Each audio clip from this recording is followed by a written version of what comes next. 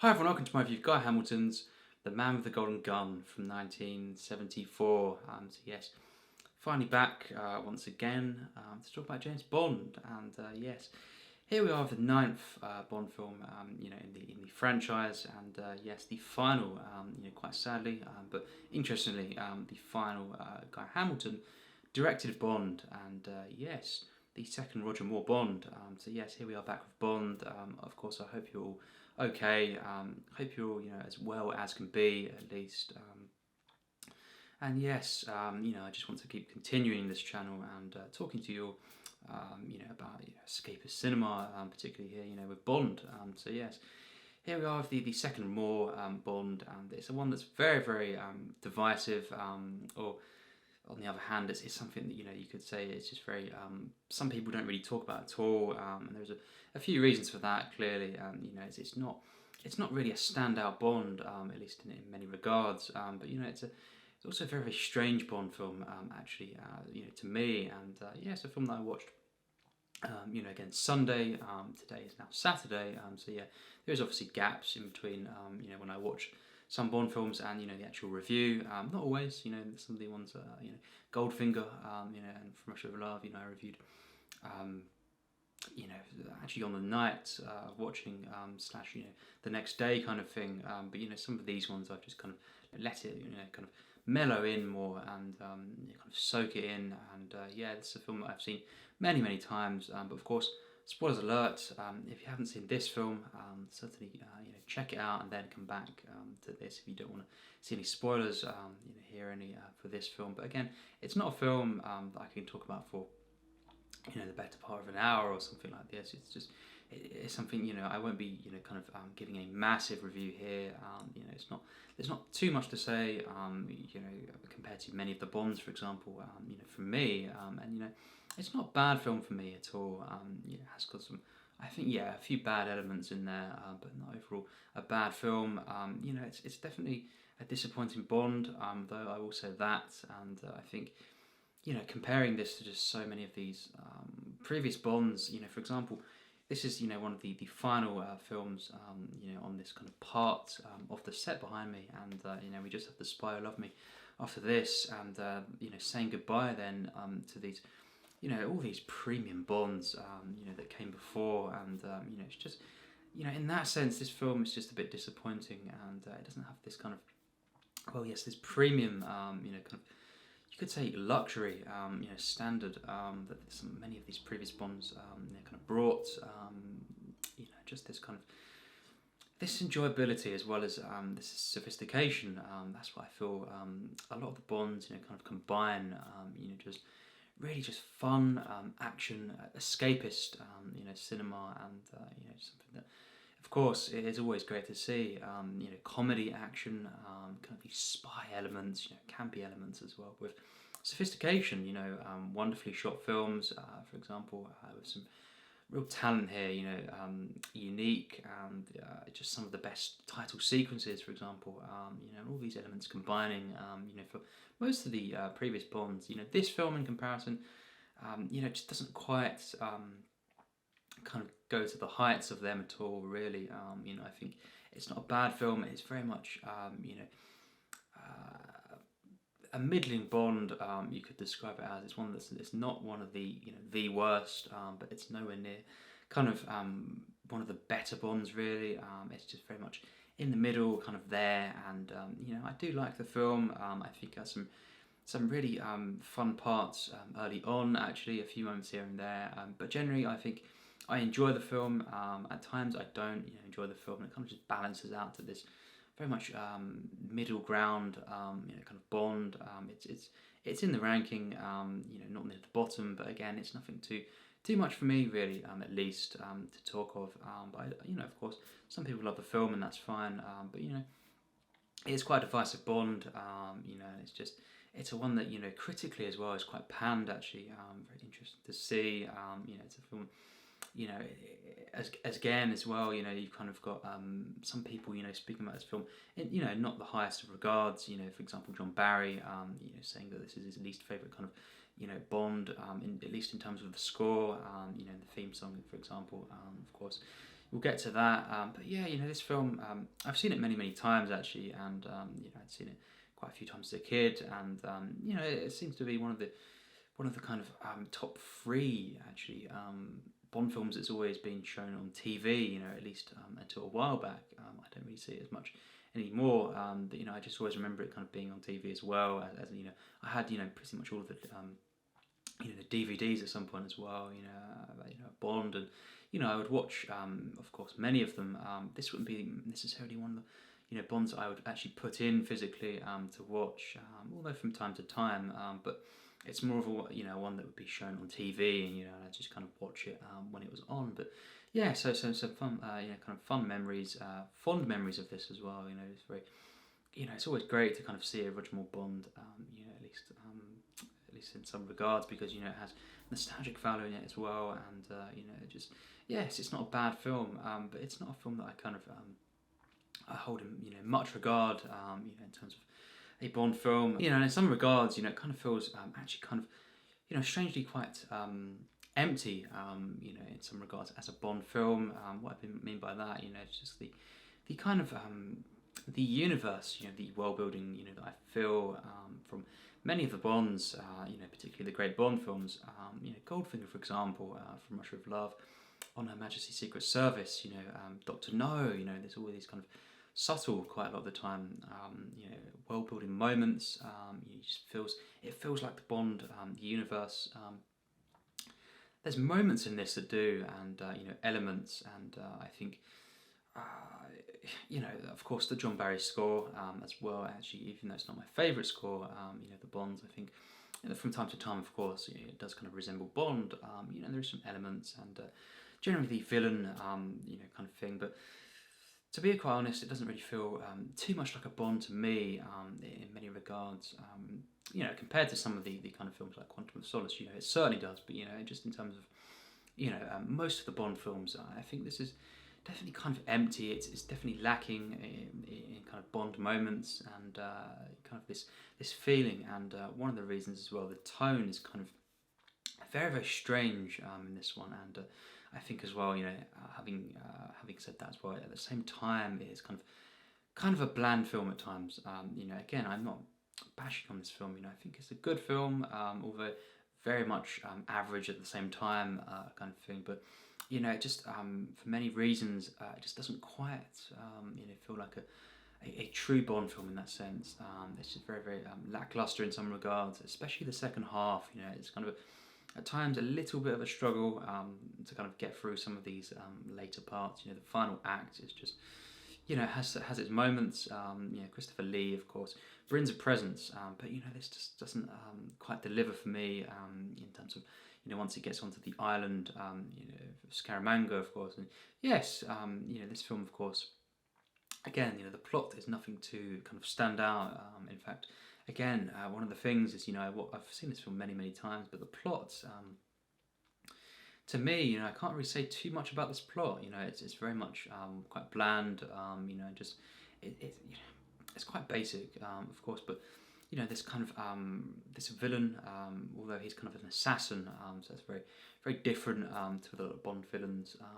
For some reason, that kind of adds to the fact that the character here, the writing of this villain is slightly off for me, but we'll get to that. But Christopher Lee, of course, one of my favourite actors really of all time. He was a true legend for me, and Hammer films, of course, and many films.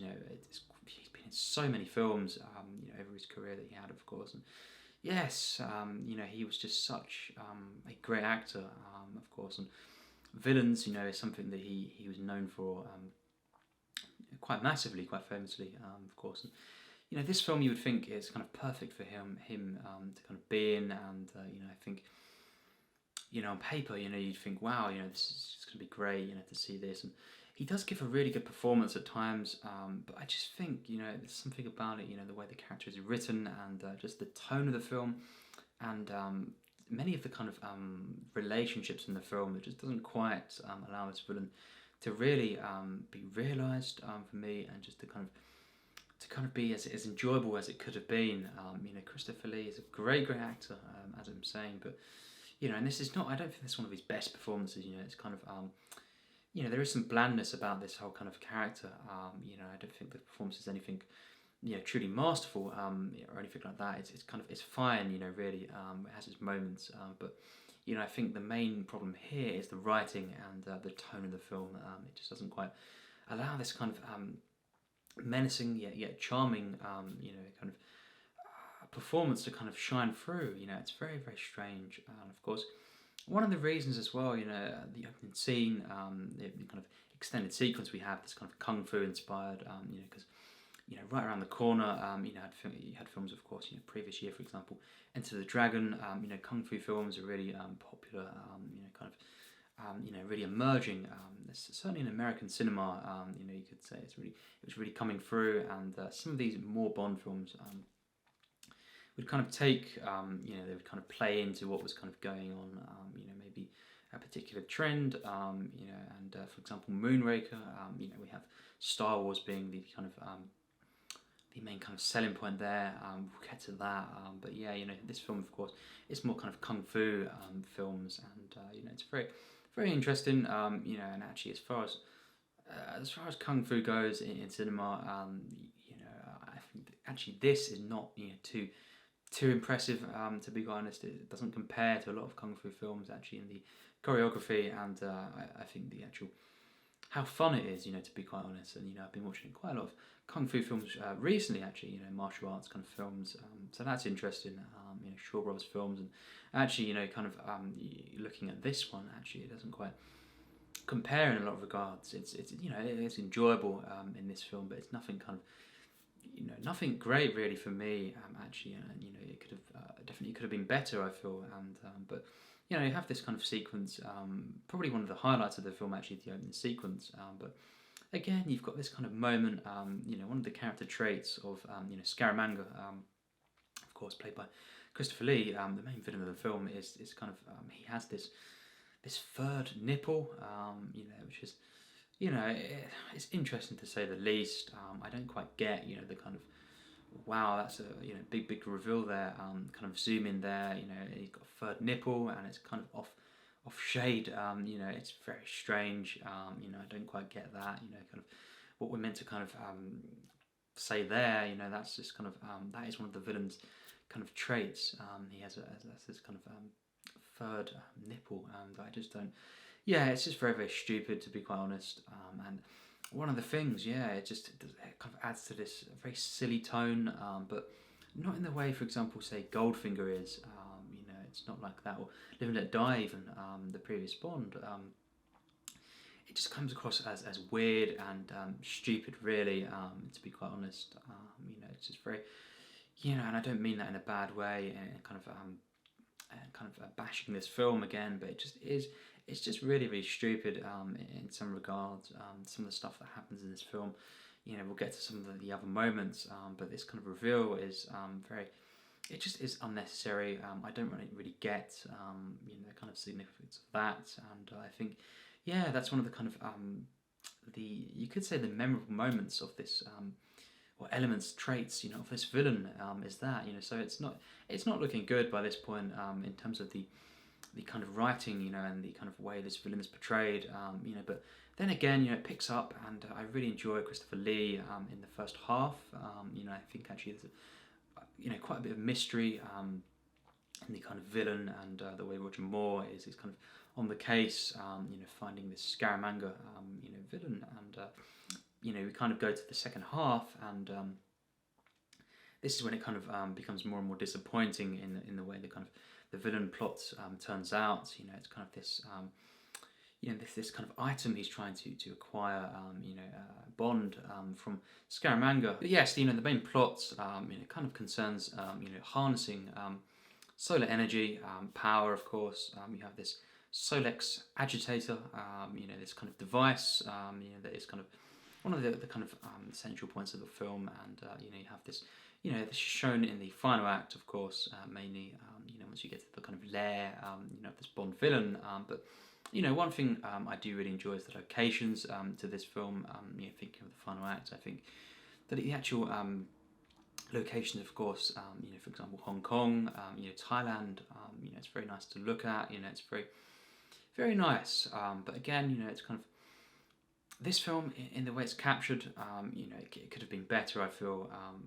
You know, there's something about the way the film's shot that's, you know, it's decent, you know, it's competently directed and edited, but it's just something that, you know, it's kind of bland as well, the way this film is shot, and it's strange because Guy Hamilton, of course, Goldfinger, Live and Let Die as well, but Goldfinger mainly, you know, it's just such a legendary Bond, at least to me and well, many people, but this film is just very much very bland at times in the way it's shot.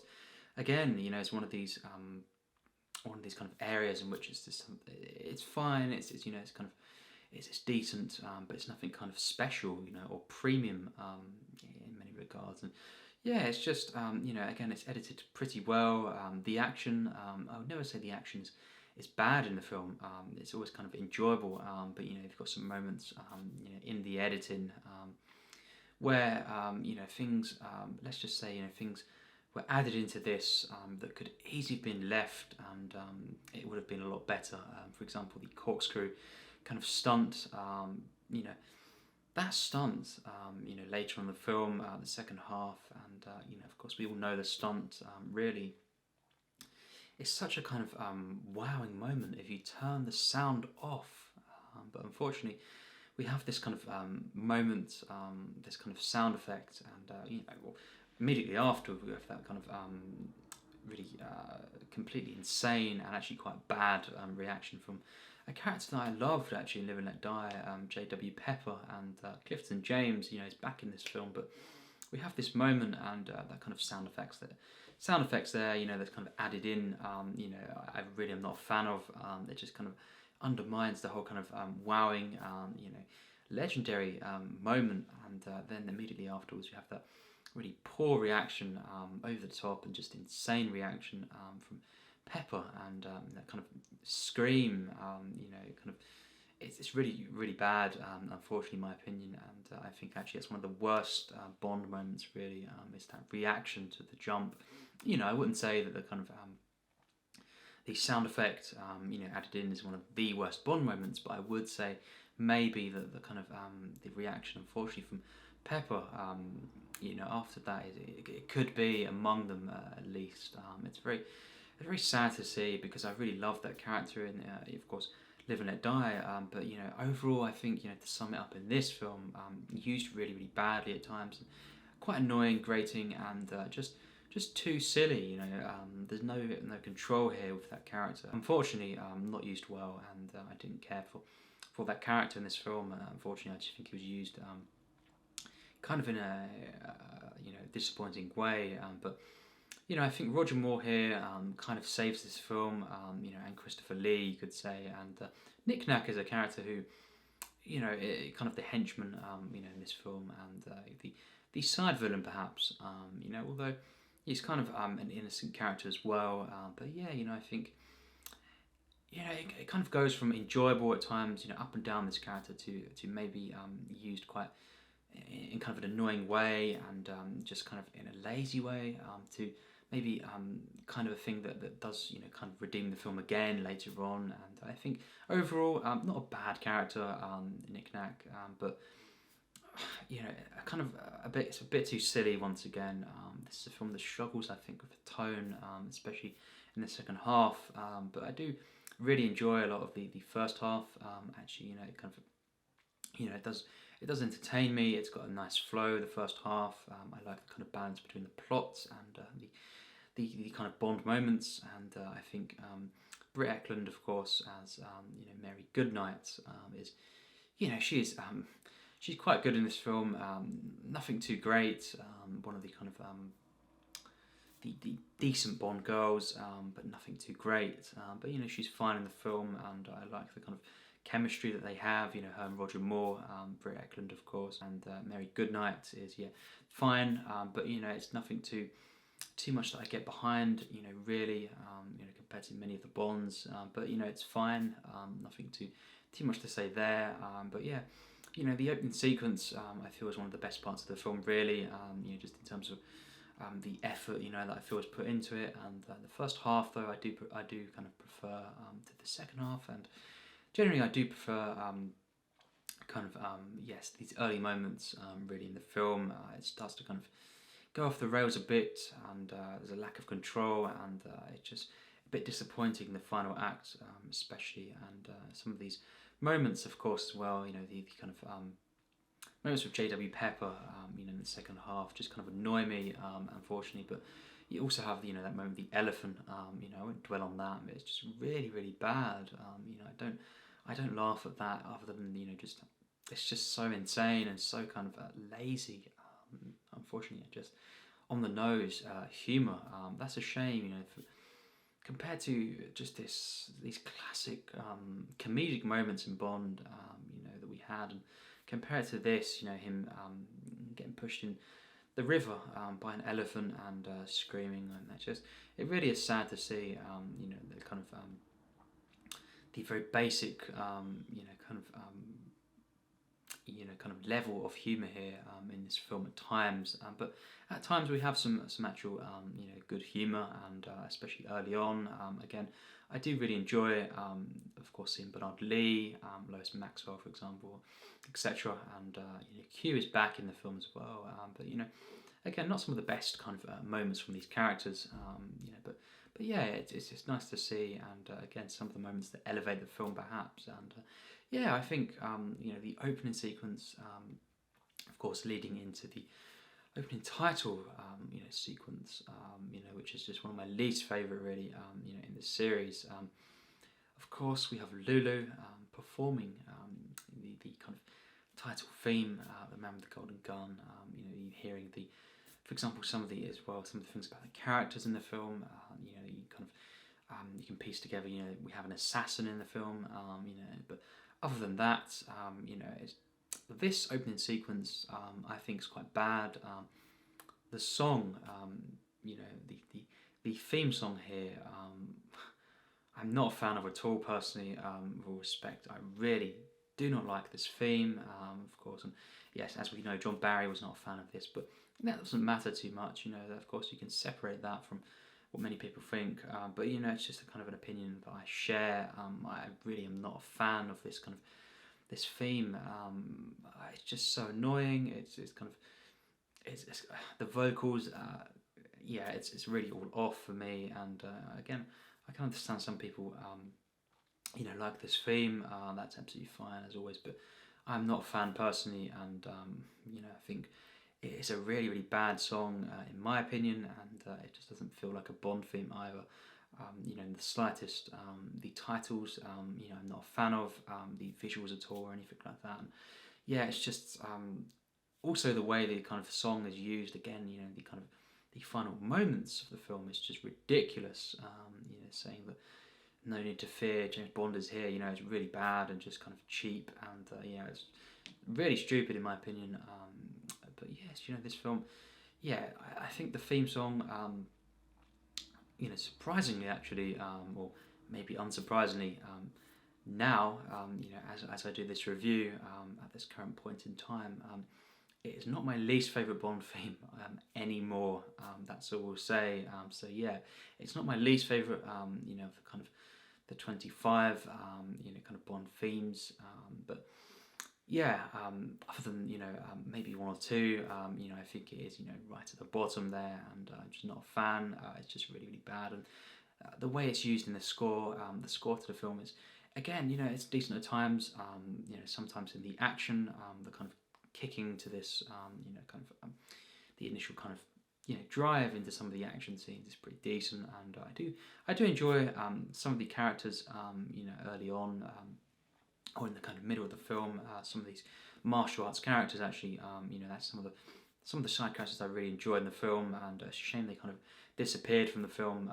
But yeah, you know, it goes off into the kind of villain versus hero, you know, in the final act, and it just doesn't quite lead to anything too much going on there, and it's just very it's a fine final act, but average and just disappointing in my opinion. And yeah, it's a shame to see this film at times, you know, in some regards, because it just really it's kind of an underwhelming Bond, you know, in so many ways, and I think it's a, you know, it's mostly average in the second half.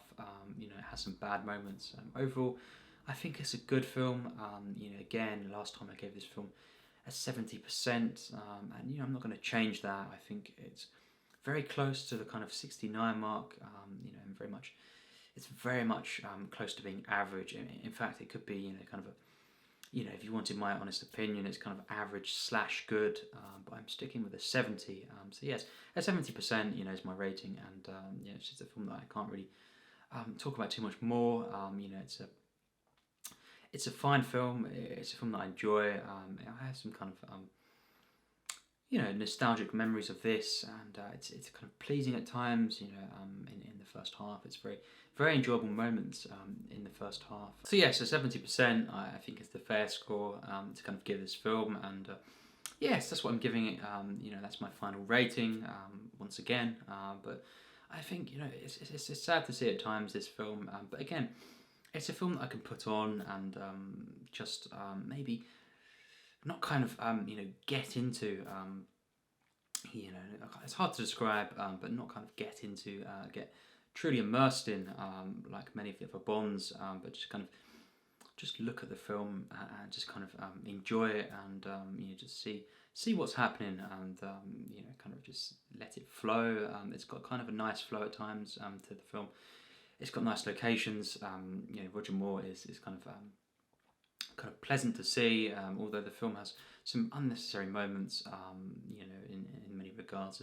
You know, I think it's not kind of this this highly enjoyable film at all. You know, it has some moments that just I don't like.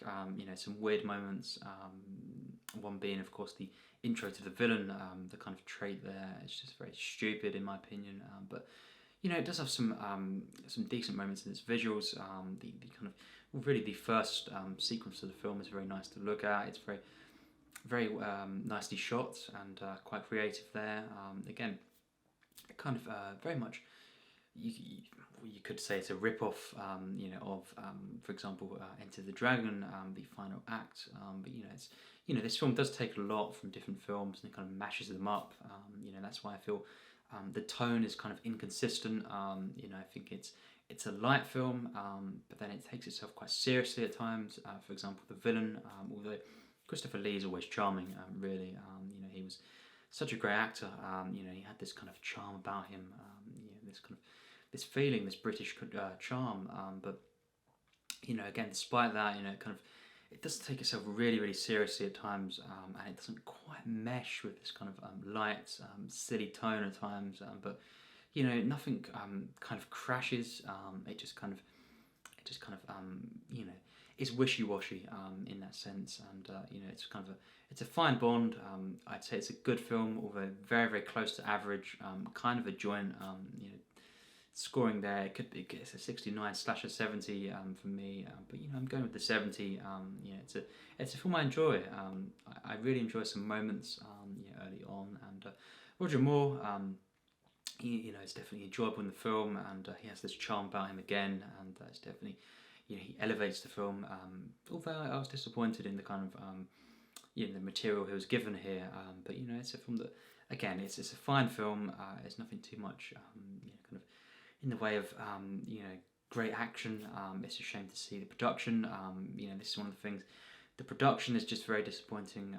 You know, I don't kind of get the wowing nature, you know, from a lot of the sets, the way the film is shot, and also the music in the film. I just think it all kind of ties in to that aspect of just, you know, it doesn't feel like a really big event. You know, it doesn't kind of feel like you're kind of, you know, resting ashore with, you know, with these kind of these individuals to really take you to a higher level, which Bond can do on many occasions. You know, and so many Bonds I love, but this one, it's fine. It's a bit lackluster at times. You know, it's kind of disappointing, underwhelming, of course, but at the same time, it's enjoyable. It has some really good moments, mainly in the first half, and it has some good stunts. Again, the editing kind of ruins the film at times. You know, it's definitely things I think could have been left out of the film, and it could have been better for it. But it's fine. It's one of the kind of middling Bonds, in that sense. And I think it's kind of you can put it on, at least I can, and just kind of look at the film and enjoy it, and take some things from it, and just enjoy it as an action kind of spy film. Maybe not as a kind of a wowing Bond film in some regards. If you look at it like that, it's disappointing for me. It's kind of it's nothing too special really. Despite the kind of the talent behind it, it's a shame to see. But it's a shame that this is Guy Hamilton's last film, because of course, Live and Let Die I love, and Goldfinger, of course, such a kind of masterpiece to me. But yes, it would have been interesting to see if he had done other Bond films, where he would have took the series. But sadly, this is his final film, and it doesn't kind of. This one doesn't leave an impression on me really, in that sense. But again, it's a film that I have memories of, and I think it's enjoyable to watch. Just the kind of bare bones way of watching an action kind of campy spy film. In that sense, but as a Bond film, it's not quite there for me. It's not the worst Bond at all. There are worse Bonds in this, and I don't think it's one of the worst kind of 5 or anything like that. I think it's decent. I think it's quite impressive at times. I do enjoy the film. I do have a kind of enjoyability of seeing Roger Moore, and seeing Christopher Lee in the film. Nick Nack adds some kind of enjoyability in the film, and the action. I think it's competent action. It's enjoyable action in the film, and yes, it's nice locations. And it has this kind of breezy feel that I really actually enjoy in the first half. So they're the positives of the film, and it's not one of my favourite Bonds, but at the same time I do enjoy it, and I do have a enjoyable time with this film overall. Just doesn't quite feel like a true Bond. In the world building, in the kind of tone and the production, for example. It's not quite there. In that kind of standard that I see in many other Bond films. But I do respond positively to the film. But at the same time, I always have that kind of aftertaste of just. That was kind of disappointing to see, especially going through these in order. It just is one of the worst, up until this point. Of course, we would see many Bond films after, really taking a downturn, and some other Roger Moore films that I like, less than this one. But at the same time, it's kind of. It is kind of there, and it's an enjoyable film, and it's not one of the worst, overall in the series. And I think it's a thumbs up from me. I enjoy the film. What do you think of the film? It'd be really interesting to see actually on this one. It's not, one of my favourite Bond films, but it'd be interesting to see what you think. It's something that I'm always interested in seeing. People's opinions on this, and Live and Let Die, for example. Some divisive, Bond films. That can. You could get either way in terms of response. So it'd be interesting to see what you think of this film. How would you compare it to the other Roger Moore Bonds? Of course, and you could kind of leave a ranking, or you could kind of wait many months until my kind of re-ranking of the series. Of course, that I will be doing. No doubt I'll be doing, and you can kind of say your opinion on that now. At least. Hint at it if you want, or at least leave a kind of a rough estimate of where this kind of ranks for you, in this series. And yes, everything Bond. Leave your comments, leave your thoughts, and it'd be great to see your opinions on this series, this wonderful franchise. Of course, we have one left on this part. That is The Spy Who Loved Me, just there. And yes, I cannot wait for that film. That is a premium Bond, and I cannot wait to talk about that film. And yes, with that said, I look forward to posting more reviews on Bond, and content in general on Bond, and just in general, my upcoming reviews. I have a few planned, some westerns perhaps, and other films as well. So yes, I look forward to that, and to continue discussing cinema with you viewers. And yes, I appreciate you are actually watching my channel at this time, to be quite honest. You don't have to, and it's something that I do appreciate. You're actually watching my videos, when you could be doing other things, and because I understand, of course, it's a very difficult time for everyone, of course, and it's nice to see that we're continuing this these discussions, and this kind of friendship, perhaps, and just this love for cinema, to discuss film, and it's nice to see that people are still watching my videos, at least at the moment, and it's great. I do appreciate that, and thanks as always for that. But yes, as always, tell me your thoughts on The Man with the Golden Gun and everything that surrounds this film and everything cinema. So yes, as always, thanks for watching.